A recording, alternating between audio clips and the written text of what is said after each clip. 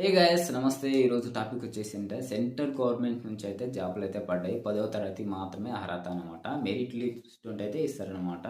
మీరు 10th క్లాస్లో అయితే ఎక్కువ మార్కులు ఎవరికైతే వచ్చింటాయో వాళ్ళకి మాత్రమే ప్రిఫరెన్స్ ఎక్కువ ఉంటుంది అనమాట.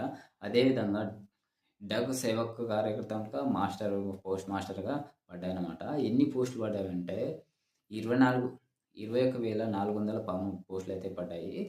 తెలంగాణలో అయితేనేమో 519 పడ్డాయి. ఏపీలో అయితేనేమో 1,215 పోస్టులు అయితే పడ్డాయన్నమాట. ఇప్పుడు ఏజ్ వచ్చేసి 18 నుంచి 40 వరకు అయితే అప్లై చేసుకోవచ్చు.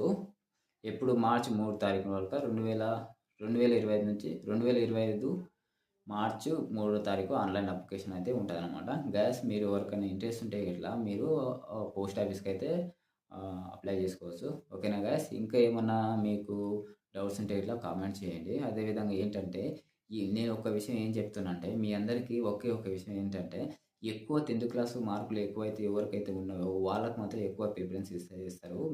అదేవిధంగా మెరిట్ లిస్ట్ ఉంటే మీ షార్ట్ లిస్ట్ చేసి మీకైతే జాబ్ అయితే ఇస్తారనమాట. గ్యాస్ ఎవరికైనా ఇంట్రెస్ట్ ఉంటే అప్లై చేసుకోవచ్చు. నేను డిస్కషన్లో ఈ లింక్ అయితే ప్రొవైడ్ చేసేస్తా. మీకు ఇంట్రెస్ట్ ఉంటే ఆ లింక్ ఓపెన్ చేసి తర్వాత మీరు ఆన్లైన్ అప్లికేషన్ చేసుకోవచ్చు. ఓకేనా గ్యాస్. బై.